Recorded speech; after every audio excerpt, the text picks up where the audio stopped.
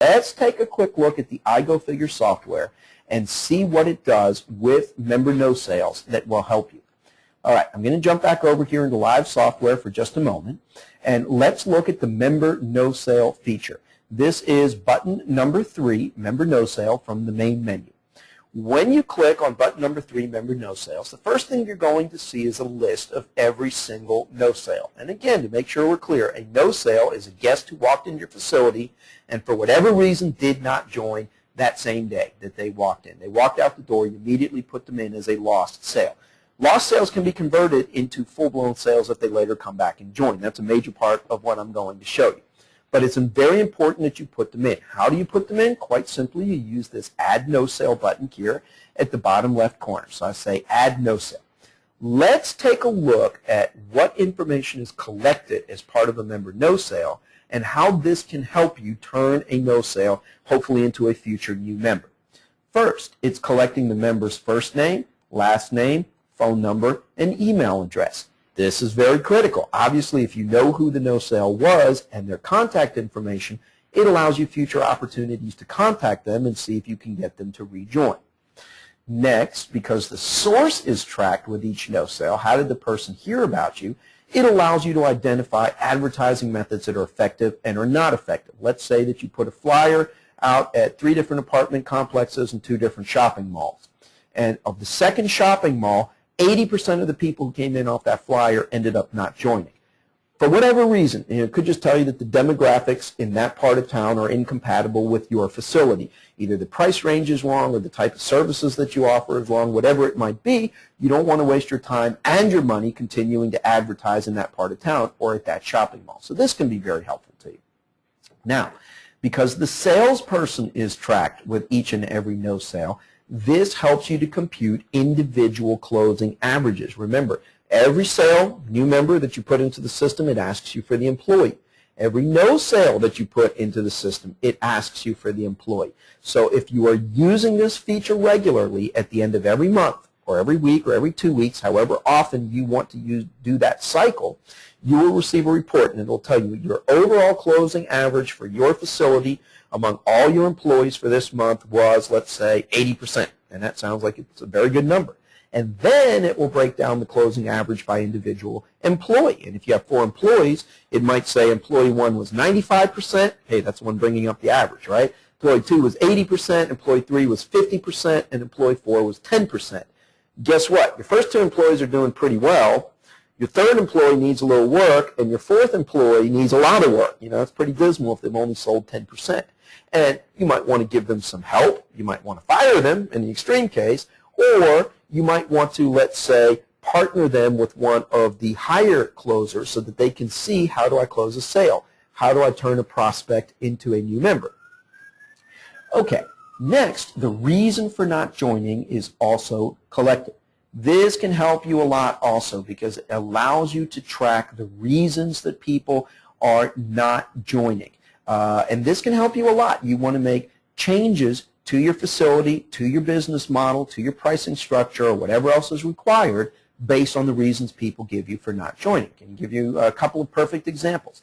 Let's say that 85% of the people who do not join say it's for the reason of money, and specifically they tell you you're too expensive. Well, you need to probably check your prices. Are they competitive? Is there a person in your area who is seriously underbidding you, has memberships much cheaper in comparable facilities and services? Another perfect example, if 80% or some overwhelming percentage of the people who do not join tell you it's for the reason of limited facility hours, you know, you probably need to expand your hours or take a better look at what hours your facility is open and those of your competitors in your area to see what do people want. And finally, because you can type in additional comments, it allows you better opportunity by entering these detailed notes to hopefully turn a lost sale into a future new member. Let me give you an example. Let's say a person comes in and they take a tour and they say, well, I'm not going to join today because I don't have enough time. I've just started a new job, just moved to this part of town. Don't have a lot of time on my hands. I want to make a quick survey of what's available out there, and once I get settled into my job in a couple of months, I will pick whatever I like the best and I will join. So I would enter some additional comments. Just moved to area, just started new job, not a lot of time right now. Will join in 30 to 60 days. Okay. Now, if you're reviewing your list of no sales on a regular basis, like you should be, when I come up on this one, let's say in 30 days, I will look back and I will say, oh, look at this. This is a person I need to be calling. So I will call them up and I'll say, Sally, hi, this is Andy. I'm the manager over at ABC Business, whatever it happens to be. I don't know if you remember, but you were in my facility a couple months ago, and I just wanted to welcome you to the area again, find out how things are going for you. How are you getting settled in? How do you like living in this part of the country? How's your new job going for you? Right? You don't even have to start talking about getting them to join first. You can make it all about them. And then, once you get all that out of the way, you know, they tell you, oh, I can't believe you remembered me. Yeah, the job is great. Everything is working out great. And then you go ahead and bring it up. Well, you had time to think about where you would like to join. And they might tell you, you know, it's interesting. I visited half a dozen places when I first moved to this part of town, and none of them thought so much to ever even call me back. And you're the only one who not only called me back, but even remembered anything about me. I'm going to come down this afternoon and give you my money. Okay, so that is no sales. Let me now show you a few things that you can immediately begin doing. I'm going to show you a few examples on leveraging this power within the system to help your business. 1 second. Okay. So I've got 4 different ideas that you can immediately begin using. So idea number 1 is on your closing average. Remember, your closing average is the percentage of your guests who you are able to get to join. So here's the first idea for you. Take a look at the closing average for the recent past, let's say the last few months. Look at your closing average for your facility overall and for each individual employee. That's printed on their timesheets. Next, set a goal for next month. Give each employee their individual goals. Say your goal is to improve from 60% to 75% closing average. Your goal is this, and assign it to all 4 of your employees and say, overall as a facility, our goal is to improve our closing average from X% to Y%. All right? Now, here's a hint. Assign your salespeople with the highest closing average as a mentor for those with lower numbers. As I was mentioning previously, if Amy has an 85% closing average and Betty only has a 50% closing average, assign Amy and Betty as partners to work together. Betty will hopefully learn from Amy and improve her closing average. And as Kyle likes to say, he's the one I heard this expression from, iron sharpens iron. Everyone helps each other. Everyone learns from each other. Betty, or Amy, I mean, who has 85% closing average, she may also pick up a few tips from Betty, even though Betty's closing average was less. She might say, you know, there's a couple of things that you do there that I really like. I'm going to begin incorporating them. Maybe I can improve my closing average from 85 to 90 as a result of a few things that you have shown me. Okay, idea number 2. Set a goal for your membership growth rate. Again, it's okay, especially in tough economic times, if your growth rate is negative. What you're saying is, I want to max out and lose no more than 3 members per month. If you're currently doing well, once the economy starts to recover, it's probably a positive growth rate that you want. I would like 35 new members a month minimum for the next 10 to 12 months to reach my desired rate. So set your goal for your growth rate, whether it's positive, negative, or 0, whether your goal is just to hold steady for right now. Then use the power of the iGoFigure software to track how that's changing month by month and adjust. Adjust so that you make sure you're meeting your goals. Remember, your growth equals your new members minus your attrition. If you want to increase your growth, you either have to increase your new members or lower your attrition. I'll talk about lowering your attrition in a second. Most people want to increase their growth or keep their growth rate at a acceptable level, even if it's negative, will try to adjust their total number of new members. Remember, your new members equals your guest production times your closing average. So if you want to increase your total number of new members, you either need to increase your guest production or you need to increase your closing average, or both.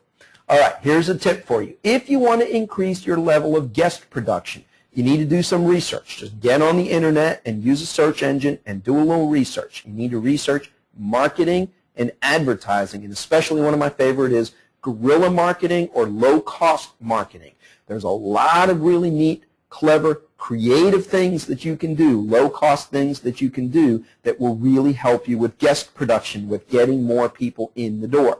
If you would like to increase your closing average, then do some research on selling, sales skills, or closing skills. Okay, idea number 3. take a look at the reason for your no sales. Again, remember where I showed you in the software. You can go right there to button number 3 on the main menu, no sales, and you can review that list. You can sort it in order by any of the column headings. You can print the list, and of course, and once you print a list, that means that you can also export it to Excel, and from there you can manipulate the data any way you want. You can sort it by any column you want. You can make charts, graphs, combine the information, whatever you want to do. So begin looking at your no sales on a weekly or monthly or biweekly basis. Look specifically for how you can improve. Look at the reasons for the objections and see how you can improve your business. Again, I'll give you a perfect example. If 80% of your objections were for the reason of limited facility hours, then the solution is expand your hours. And finally, contact your previous no sales. Again, this is definitely something that you should be doing on a regular basis. Contact your previous no sales and target recently resolved problems. Again, keeping with the example that I've been using here, if you recently expanded your facility hours, then by all means contact the no sales who listed that as an objection and say, hey, I know the reason that you didn't join here last month was because you said I had limited facility hours. I've recently expanded my hours. I'm now going to be open Monday through Friday from here to here and so forth, and see if you can turn that lost sale into a new sale. Okay, here's a very quick hot tip for you. Like I said, your growth is equal to your total new members minus your attrition. To increase your growth, you either need to get more new members or lower your attrition or both. Most people will look for ways to increase their new members. However, an often overlooked and often extremely effective manner of increasing your growth is by lowering your attrition. Well, iGoFigure can help you to lower your attrition.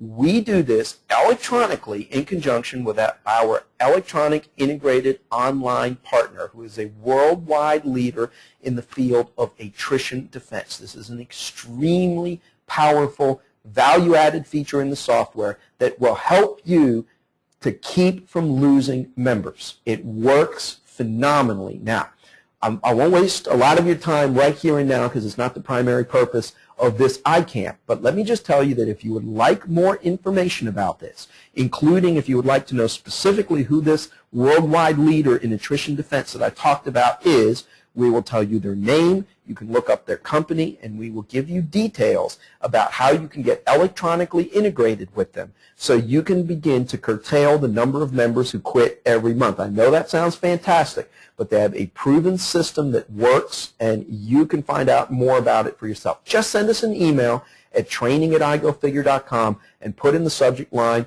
lower my attrition. That's all you need to do or type or say. Send that email to us. We'll know exactly what you're talking about from this webinar right here, and we will send you the information by email so that you can check out more of this yourself.